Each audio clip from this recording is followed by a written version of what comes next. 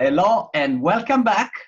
Another episode of Conversations in Artificial Intelligence. Paolo is your host, and today we're going to have something really, truly different. Today we're going to ask ourselves some questions about how AI will impact our society. With us today, a multiple time author, David Kerrigan from Dublin in Ireland. So, David, thank you so much for being here today.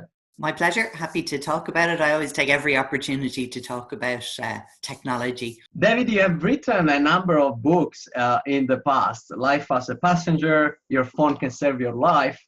And most recently, you came up with this very, very interesting book. I read it, The New Acceleration. Some of these books have focused around applications of artificial intelligence and how artificial intelligence is going to affect our lives.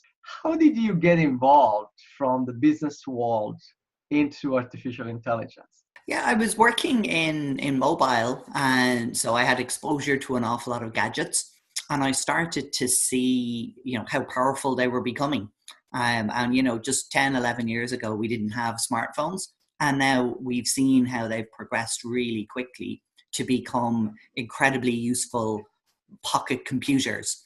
And then I saw kind of the trend of accessories and how you could harness that power for individual use. And the first sector that I saw it happening in was about healthcare. So I started investigating that, understanding what you could do with fitness trackers, and that led to the first book. And then I kind of said, I'm interested now in how the technology really affects people's lives, not looking at it with my kind of old commercial view, but a bigger picture. So do people know about this technology? My conclusion was people aren't really aware of it. Outside of the tech world, there really is a big gap in understanding just how powerful the technologies have become. What are, in your opinion, a couple of takeaways that you would share with the audience about this book? We're going to cover some specific side, but I'd like to, get your opinion on the overview. Yeah, sure. So, I mean, it started really when I did the book about the autonomous driving, the life as a passenger. And that came about when I was in Mountain View and I saw one of the cars drive down the road. And when I saw it, I couldn't believe that there it was for real, working, driving itself on a public road. And that just struck me as being really significant. And it also struck me that people who don't get to go to Silicon Valley, they don't see it. So they don't actually know how advanced it is, how close it is to becoming a reality. And I wanted to explore and try and do my bit to help people understand, take away the technical jargon, and actually explain to people some of what's going on. How are their lives going to change in the next 5, 10 years? And talking just, to people I know, businesses that I work with, I get a real sense that everybody is so busy. They just don't have time to spend a few minutes researching what's really coming and what that will mean for their lives. And the conclusion that I came to then was that what we have now is a perception in an awful lot of people who think that AI is science fiction, not relevant to them, not going to happen, versus the reality that, it's actually, without them knowing it, impacting their lives already on a day-to-day basis. Where we are at in the adoption of artificial intelligence across industries, where do you see we are at today? I think it's very different in different industries, and that's because, as we know, hopefully you and I agree that AI, when we're talking about it, we're talking in a very narrow term still. AI and technology like machine learning, deep learning, that are probably better terms to use. They are still very narrow in what they can do, but I think people don't realize how well they can do that narrow task. And I think at various points you've got some industries pushing ahead. So industries that are more suited to automation, obviously that's a great place to start. Industries where there's an awful lot of data available to train the models, that makes it an easier place to start.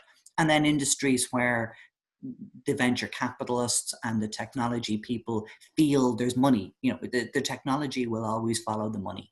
So I think you've got areas like healthcare, where there's been tremendous progress on medical imaging diagnosis through deep learning.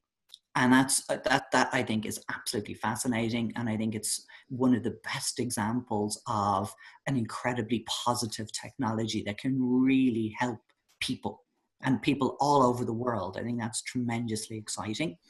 But still not that many people know it's real.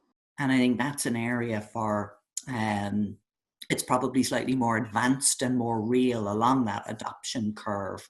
So if you take, there's quite a lot of frameworks available to help people understand. So there are adoption curves, Gartner's hype cycle. There are these tools that help us try and kind of categorize where a technology is in its evolution, how mature is it. And I think one of the things about it, people often ask me, because they kind of think I know about technology, they say, what's the next big thing? And I always say that my view is currently there is no one next big thing. There are an awful lot of very important little things. And it's not like, we had the era of PCs, then we had the era of mobile, then we had kind of the era of cloud. But this time, I think the next big area is where we're going to have the real life application of machine learning, deep learning, those kind of technologies in different areas. And they will all happen at different pace. So some areas will adopt them quicker than others. The ones where they have the data, where there is money to be made, will happen sooner than the areas where there's going to be more resistance. What would you say are the areas where there is the most discrepancy between the perception, like people are completely unaware that these things are operating, and the actual, evolution of the technology? One of the things that always strikes me about technology, it's one of the difficult areas about dealing with it, is as soon as something becomes kind of commonplace, people stop thinking about it as technology. It just becomes accepted as normal. And it's only, there's a saying that technology only applies to things that were invented after you were born. So, if you take the younger people today, I remember particularly there was a launch from some new Amazon products, and one of the product managers there commented, he said, look, the way it is, children today expect to be able to talk to their house and have it answer them. And yet for somebody of my generation, having an Amazon Echo or a Google Home, it's incredible. It's technology that we never thought would happen outside of Hollywood. And yet you can buy one for $30 and have it in every room in your house. And obviously there's extremely advanced AI, like so-called AI technologies, the machine learning, the speech recognition, the speech synthesis, that has to happen. And people don't appreciate that, I think. They put these smart speakers in their homes, and there's huge amount of incredibly sophisticated technology there. But I think if you were to ask someone who had an Amazon Echo or a Google Home and say, do you have artificial intelligence? They probably don't even think of it anymore as that. They just accept it as, an advanced technology.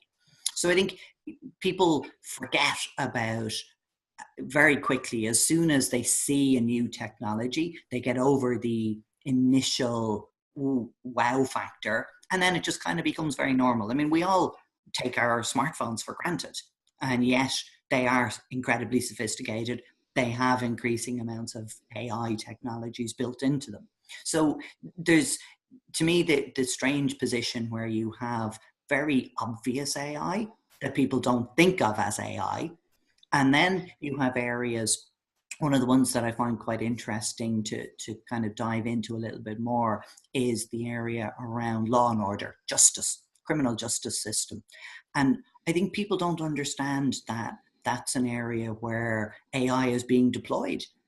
Admittedly, in most cases, it's still in quite a trial phase, And, it has to go through that learning phase. We have to see what's good, what's bad. But, there are pilots live in various states across the US already where police forces are using what's called predictive policing. So they're using algorithms and they're using trained AI models to tell them where they should be placing their resources. And that is good, obviously. And if you can improve law and order, and if you can have better use of public funding for law enforcement professionals and provide them with tools to do their job. But it also raises all sorts of questions then around, are there biases in the systems that they're using? And unfortunately, there are. So people don't realize that, the policing around their communities may be being directed by artificial intelligence. They're maybe mildly aware that there's, facial recognition being used when they go through the airport or when they're in a public place. I don't think most people appreciate just how widespread and how powerful the technologies are. One thing, that I find pretty different compared to Europe in life in the United States is that the United States is a little bit ahead. It's not like incredibly ahead, but there is a tendency to accept the new much more in the society. But that tendency comes to a price. And the price is the new becomes a standard. Like people start not to think anymore about being critics. Like if a machine says that guy is a bad guy, he's a bad guy, let's put it in jail. Europe is a little bit more critical on that. It's more like, I think, even if there is a difference between countries, but Europe in general retains in the public opinion this ability to say, hey, wait a minute, but is that guy really bad guy? Whereas in the US, there is a little bit more tendency to say, oh, the machine said it's bad, put it in jail. Bad guy, bad guy. What do you think we should be concerned about in having this form of, automations when it comes to, depriving people from their personal liberty? I think obviously, there's an awful lot in what you're asking there, but I think it's crucial that any application of the technology is done in the fairest possible way. And I think for me, my benchmark for deploying technology, even though I'm usually very positive and optimistic about the good parts of technology without being naive about when it can be used badly. But I think the important thing is to say, is the application of technology an improvement over the status quo? And if it is, I think we should be pushing to use it. So just to go back to driverless cars for a minute as a topic and say, as soon as driverless cars are good enough that they start bringing down the terrible death toll on the roads from, 40,000 Americans a year dying in car crashes, as soon as we can start bringing that number down, I'm in favor of widespread deployment. And even if that is at a point where, it's not going to bring it down from 40,000 to 4,000, but if it can bring it down from 40,000 to 30,000, then I think we have an obligation to really push to get the technology deployed. But in an area like justice, for me, again, the benchmark has to be, can the technology help us be better than we're doing today? So can we, avoid miscarriages of justice? Can we avoid wrongful incarceration? Can we look to drive down the prison population? And if we can, I think we need to use the technology. We need to harness it for good. And I think I'm always very nervous about areas where people stand to suffer if it goes wrong. So we have to take extra care to make sure that we work out the biases. We know already from the machine learning algorithms that have been deployed to assess recidivism or people's tendency to reoffend. We know that they're biased. So we have to work to improve the algorithms. I don't think we should give up and say they don't work. We should make sure we improve the data, we improve the training with the aim of ending up in a better position than we are today. And I think that the last thing I'd say about that is that oftentimes I think it's interesting how we choose to evaluate technology. We're very critical when technology goes wrong, and we should be. But I think there's often a tendency that we hold the technology to a higher standard than we hold humans. And I think that's an interesting one, because we know that there's bias in the criminal justice system, the human criminal justice system. So we get very worried when we see that bias being automated, and we should be worried. But I think we have to bear in mind, the human-driven system today is not perfect. So one of the things that attracted my attention in the book is when you make this observation that in a number of fields, we will observe an increased productivity, and the number of manual works, or if you like, boring works, will go away. However, the boring works, the manual work today often are utilized to train the new wave of employees, if you like, the guys, the boys and girls out of school, so that they can start doing something where they know nothing about the field, but they start doing something that is kind of repetitive. But in the meantime, they start looking around and kind of develop the higher level skills. So one of the questions come out of the book is basically, okay, well, how are we gonna do that now if we destroy their jobs completely? Yeah, I think it's one of those interesting ones, and it also brings up, I mean, as you say in the book, I try to kind of balance the positives and the negatives, and be pretty down the middle in terms of what we should be thinking about. But one of the things that then intrigues me beyond pros and cons, I think that's too simple a way to look at technology, in that we need to look at what I call the second and third order effects. So the things that we don't think of directly. So you can say, if we automate a task, maybe that's good from a cost saving point of view, and it's bad from a human point of view because somebody no longer has a job. But what are the next level of impacts that we're talking about then beyond that? So as you say, if we take away a lot of the kind of lower skill entry level positions, people have no starting point anymore to get into an industry. They've no way to learn their craft, learn the trade, and to mature then up through the levels of a particular business. So that's going to be an interesting question. I think my sense on it is that in a lot of cases, AI technologies aren't necessarily going to start at the entry level positions. I think in a lot of cases, AI is probably going to hurt the middle level tasks more, because there's a greater incentive to automate them, because the costs of those workers are much higher than the entry level people. So you may see that will be a focus initially, but it doesn't solve the question about how do we then train people. We're going to have to find new ways, whether it's going to be academic training or whether there'll be just new positions that they'll be working on, and they'll have to come in and maybe be interns, but at a higher level in the organization than we would traditionally see new entrants coming in today. Those second and third order impacts, the consequences beyond the immediately obvious impact of automation, are fascinating. So one of the examples that I love as a brain teaser is, if we say robocars will take the death toll down from 40,000 to 20,000, whatever improvements we can make, one of the side effects is that will actually increase the death rate in some other areas. And it seems counterintuitive. It immediately feels that, reducing the death toll in road crashes has to be an unequivocally good thing. And obviously for the people who would die and their families, it's a brilliant thing. The other side of it is, if there aren't people injured in car crashes, there will be less organ donors, and people who would have survived may not.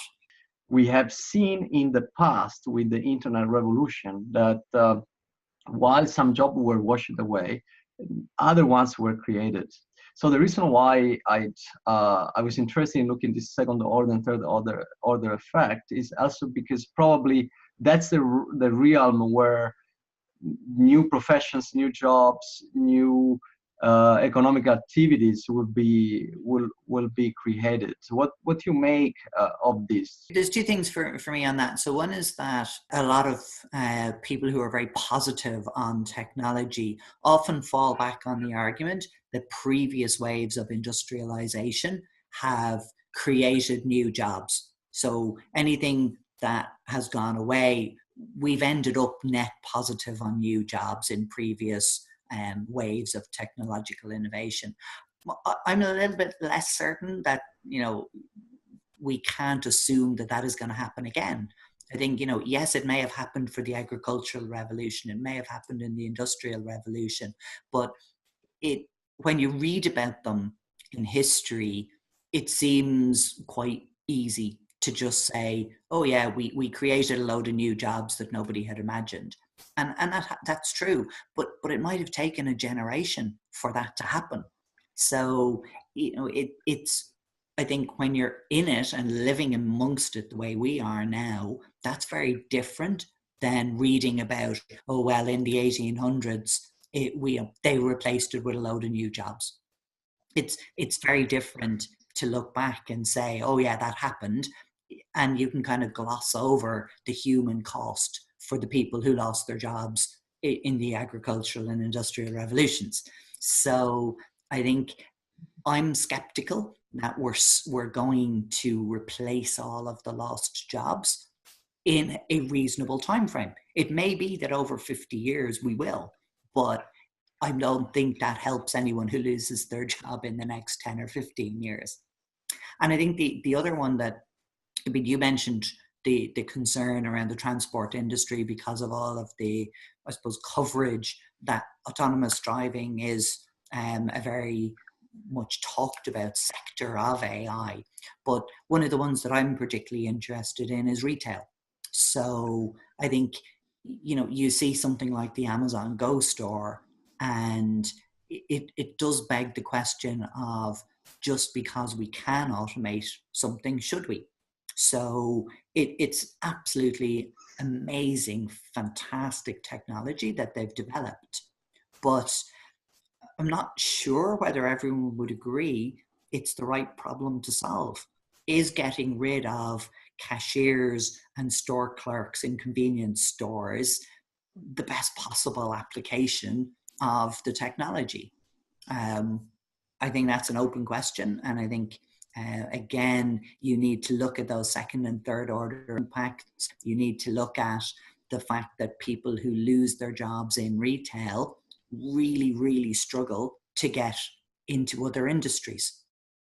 It's not like, say, maybe people from finance or medical, if they lose their jobs, they statistically have a much better chance of finding further employment. But retail staff really struggle to get back into the labor force.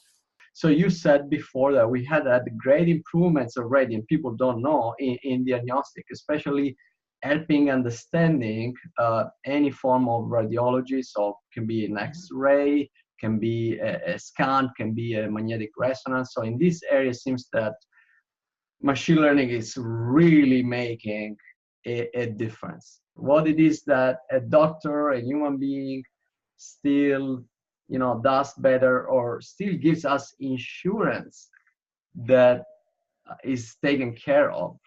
The healthcare sector, I think, is tremendously exciting, the benefits that new technology can bring to it. And I think one of the things I find really amazing about what we can look forward to is a future where we can have the expertise of the world's best radiographers anywhere in the world. So they don't need to be physically present. We can just have an AI review the images. As you say, it can be X-ray, it can be MRI, it can be any number of scans. And we can have an AI review those in an instant. And, the AI never gets tired. The AI doesn't need to go for its coffee break. It can work 24 hours a day.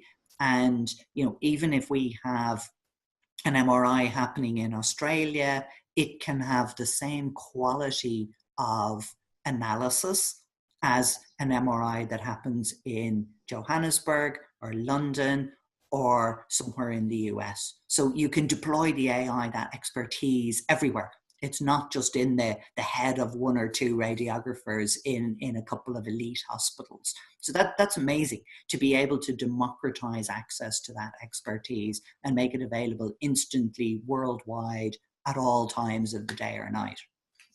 But, again, we need to be a little bit cautious, and we need to understand where this mightn't go brilliantly. So I think one of the scenarios that I talked about in the book is, you can train our narrow AIs to look for a particular condition, and they will become at least as good, if not better than a human at finding that condition. But they lack common sense. So if you put an X-ray in front of a human doctor, and the basis for the X-ray, maybe you're looking for a growth in someone's lung. The human doctor will look for that, so will the AI. But the AI that's trained to look for those kinds of conditions won't look for anything else. Whereas a human doctor has common sense. And if they look at the X-ray and they see something else, they'll flag it as an issue. But the AI that's trained only to look for a particular condition doesn't have that. So I think we need to be cautious, and we need to say, let's use AI to support humans. Let's use AI as, a triage on these kind of imaging technologies and help. But we shouldn't just, switch over totally to the AI and say it will find anything. Do you think AI will alter somehow the balance of powers in the economies that we see today? It's going to be a fascinating couple of decades ahead of us. And the thing, I suppose, that I'd like people to take away from my writing is that, we need to start thinking about this. We need to start talking about it. We need to start planning and making sure that we take control over the direction. And we don't just wake up in 10 years' time and go, how did that happen? How have we ended up here? I didn't see it coming. So I think we need to look and say, from a society point of view, what are the economic implications? What are the justice implications? And even the healthcare side, which seems very positive, what could go wrong there? So how do we make sure we make the best out of these technologies? And one of the areas as well that I think will be very interesting, and it's going to be very difficult because it's quite a messy part of humanity, is what do we do with AI in politics? So, I've seen a suggestion about, imagine if we used AI to make political decisions. And if we took away, the human partisan model and said, can we get an objective view about making policy decisions? And that, is something that I think obviously an awful lot of politicians are not going to be very comfortable about, but maybe the voters would be, if we could start saying, let's have city planning codes reviewed by AI and say, let's take out some of the lobbying, let's take out some of the hidden funding that makes these sorts of decisions, and get an AI that can make them objectively. What exactly, can you give us a couple of examples of areas where you think government or politic, interventions in terms of legislation is necessary? It needs to be in the areas around policing, law enforcement, criminal justice, those things that we've spoken of, where we need, I think, a very open, a very mature debate around what is the appropriate way to use the technology. So there's been a lot of commentary around the decisions in China, say, and how they've got a social credit score, and there's a lot of facial recognition involved. And, even quite minor transgressions can have consequences, where you may be denied travel if you've done what would be considered kind of misdemeanors in other jurisdictions. So I think we need governments to be very transparent, which is, unfortunately not always in their nature, around how they're going to use these technologies. Is facial recognition in public spaces a good thing or a bad thing? And I think people need to consider, is it something they're comfortable with? And is that a debate that we're ready to have? So are we comfortable that, if you're walking down a street, there is a camera and it does know who you are, and it knows that there's nothing bad happening. And then obviously you're opening up a can of worms for privacy and individual freedoms.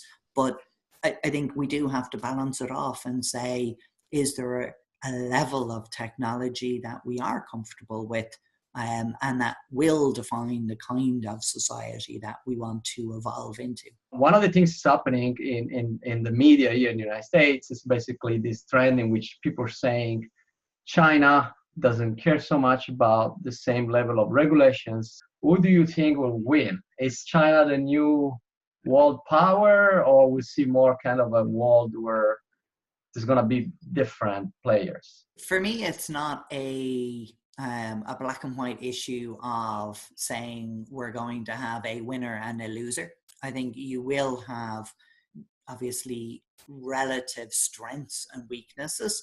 And for me, the really important thing is to have the debate about how we use the technology. And I think if China chooses, for example, to deploy facial recognition on a mass basis as a form of policing and social control, that's one thing. I would rather see, on a personal level, that the expertise and the innovation and the development be put towards more socially positive uses. I mean, I would, possibly being slightly naive about it, but I would love to see more and more of the resources being put into, say, the healthcare use case. So let's focus on improving healthcare, improving well-being, and put the effort into that. And if we win that space, then does it really matter if you want to call us a loser in the facial recognition space? I don't think that you have to win in every category. I think as a society, you pick which categories matter most to you. And if one country says, oh, we want to be the best at facial recognition and kind of controlling a population, okay, that's one choice. But what are the other choices? Would it not be better to put the resources, the expertise, the development into healthcare, into education, into those kind of sectors? And if we could win those races, I wouldn't mind losing the facial recognition race. So for our audience, this talk was a little bit different than the ones we have had in the past, in the sense that this is a talk where we really asked ourselves questions, and David has made a great job really to cover some of the second and third order implications of artificial intelligence in technology, in the economy, and also in the public life, in our public and social lives. So if you have questions about this, please comment below. If you have suggestions for additional topics that you'd like to us to cover, please comment or reach out to me. And for the time being, David, thank you so much for being here. It's been a great pleasure. Very welcome. My pleasure. Bye, Paolo.